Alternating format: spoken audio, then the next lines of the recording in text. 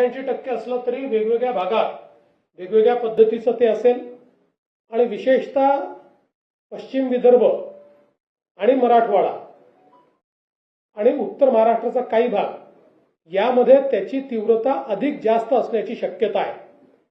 त्या दृष्टीनं आजच्या खरीप हंगामाच्या बैठकीमध्ये आपल्याला हवामानाच्या अंदाजाच्या अनुसार प्लॅनिंग कसं करता येईल हा प्रयत्न आपण केलाय। विशेषतः साधारणपणे उतरत्या क्रमाने पाऊस असण्याची शक्यता जास्त आहे।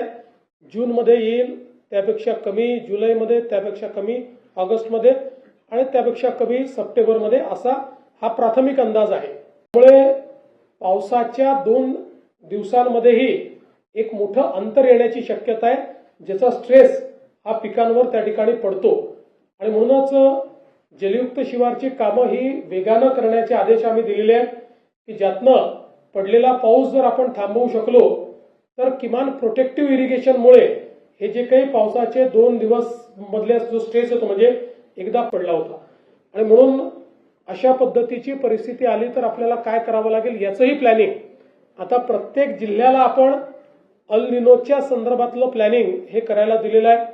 त्या संदर्भात थोडे रेझिलियंट अशा प्रकारचं वाण आणि बियाणं आपण कसं उपलब्ध करून देऊ शकू याही संदर्भात आपली जी काही त्या ठिकाणी तो प्रयत्न आहे।